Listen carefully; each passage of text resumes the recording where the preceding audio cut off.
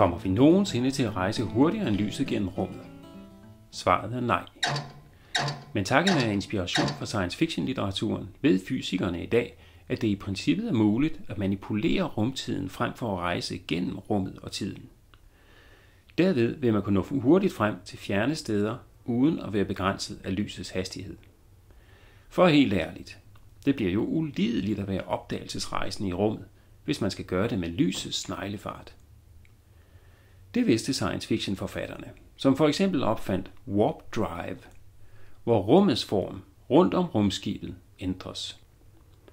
Lidt i stil med, hvis du slap for at gå i kiosken, når du havde lyst til chokolade, fordi kiosken med ekspedient og hele molletjavsen blev flyttet hen, hvor du sad i stedet. Bekvemt, men noget science fiction-agtigt. Ikke desto mindre noget fysikken ser ud til at tillade kunne ske for rumskibe en dag. På trods af, at en vis herre Albert Einsteins specielle relativitetsteori siger, at der er en øvre grænse for, hvor hurtigt noget kan bevæge sig, nemlig lysets hastighed, 300.000 km i sekundet. Og det er kun kedelige masseløse partikler, som for eksempel lyset selv, som kan rejse med så høj hastighed. Men reglen kan omgås, fordi det viser sig, at lyshastigheden kun er en lokal hastighedsbegrænsning. Et godt eksempel på det er, at universet udvider sig, og dele af det bevæger sig væk fra os med en hastighed, der overstiger lysets. De dele, som er så langt væk, at vi ikke kan se dem, ved vi, kan være på vej væk fra os med mange gange lysets hastighed. Gode gamle Einstein kom som en selv med forklaring på, hvordan det kan lade sig gøre.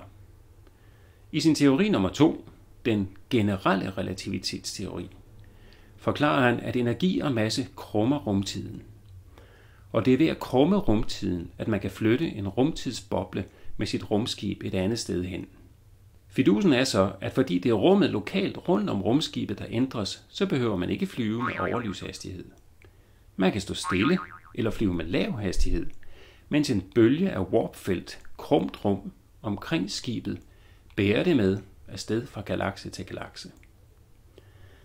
Men warp-løsninger kræver, at energien skal være negativ visse steder i rummet omkring rumskibet. Da masse og energi er det samme, svarer dette til en masse eller en vægt på rumskibet, der er mindre end 0. Det giver selvfølgelig en hel del tekniske problemer, hvis man vil bygge et warp drive. Men rent faktisk forsker fysikere og ingeniører for at undersøge mulighederne for at skabe verdens første warp-motor. Vi har brug for noget andet end nutidens teknologier for at rejse til stjernerne, uden at det tager længere tid, end vores civilisation eksisterer.